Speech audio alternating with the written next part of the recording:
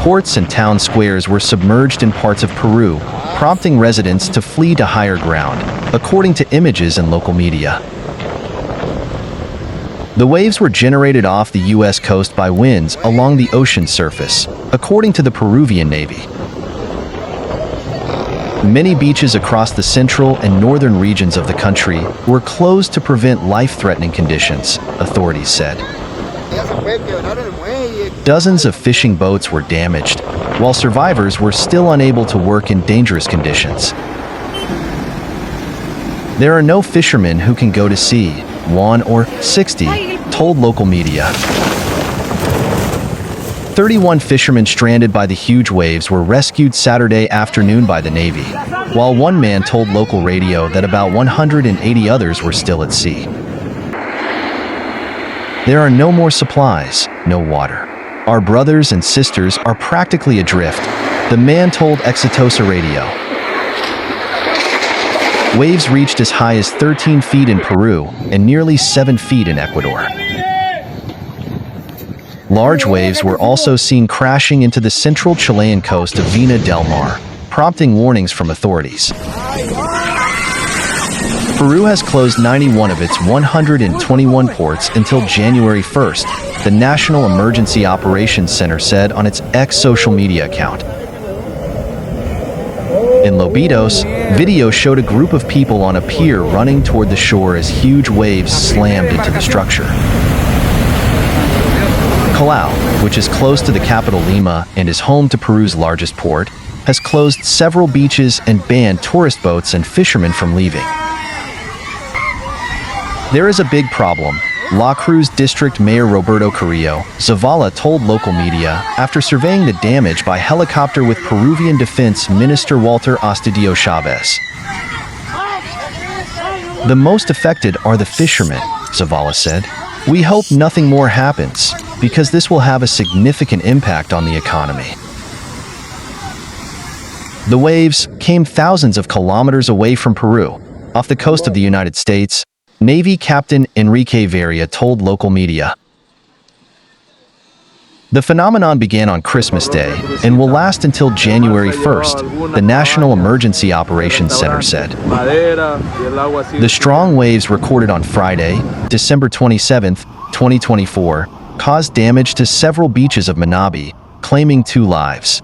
The Risk Secretariat, the Manta Fire Department, and the local police confirmed the discovery of 2 bodies of fishermen on the beaches of Manta. Both were reported missing, but the police found their bodies on Saturday, December 28th. The first victim, Jeremias Chavez, 17 years old, was found on the beach of Barbasquillo in the hotel zone of Manta. A few hours later, the body of Esteban Toro was found. He had left the pier of Mant, but his body was found in Punta Blanca in the Jeremijo region. La SNGRE indicates that the fire department of the coastal city of Manta, in the coastal province of Manabi, in the west of the country, reported the body of the person was found dead and missing in the Barbasquillo sector. It is the body of a fisherman who was declared missing last Friday due to the impact of the big waves. This phenomenon has affected the coastal areas of the provinces of El Oro, border with Peru, Santa Elena, Guayas, and Manabi, as well as the Galapagos Islands, about 1,000 kilometers west, where the red flag was raised on the anniversary day. Material losses have also occurred on the beach of El Murciélago, Manta's main tourist attraction. The fall of public lighting poles and damage to commercial companies operating in the area were reported. The authorities are carrying out an evaluation on Saturday, December 28, 2024. In a video circulating on social media, the floating dock of Manta is also seen detached by the strong waves. This has hampered the work of several boat owners who transport fishermen and visitors who want to do marine tourism in the coastal area. In the Crucita sector, there has been damage to fishing and tourism infrastructure. The government of Manabi, the prefecture, and the decentralized autonomous government will begin to carry out evaluations and draw up a prevention plan with the tourism sector. The spas in Santa Elena have also faced a disaster. In Salinas and La Libertad, the sidewalks were closed and access to the sea was suspended. Héctor de la Rosa, director of risk management in La Libertad, said that the docks and food outlets were seriously damaged. The parking lot of the Porta Lucia housing complex was flooded, while in Salinas, the San Lorenzo sidewalk was covered in shells. The wave took us all by surprise, commented a merchant. In San Pedro, fishermen managed to escape after their boat capsized. A huge wave engulfed the boat. The engine stopped and the boat spun. We were reborn, said Luis Rodriguez. In Santa Marianita, the onslaught of rocks and sand disrupted the activities of residents, while in San Clemente, in the Sucre region, several cabins were destroyed.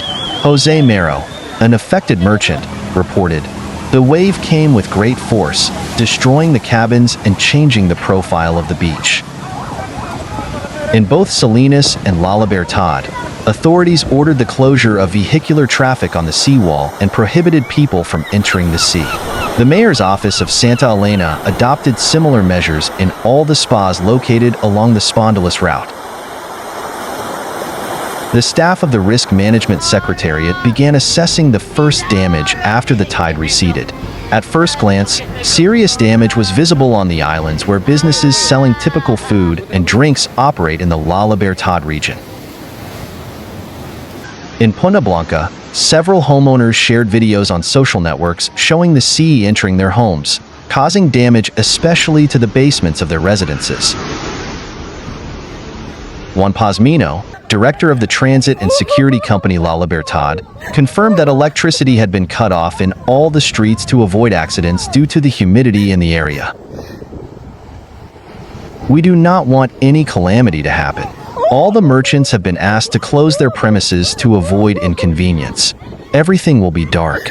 We understand that it is the weekend and the end of the year, but safety comes first," said Pazmino. Although the big waves have caused fear for many residents, for local surfers, the sea conditions are still optimal. In places like Punta Carnero and Montanita, people can be seen riding their boards to challenge the waves. It is a big risk. They surfers are ready for it and know how to swim, but no one should go into the sea because the current could drag them away, commented Pilar Cifuentes as she watched the young people surfing.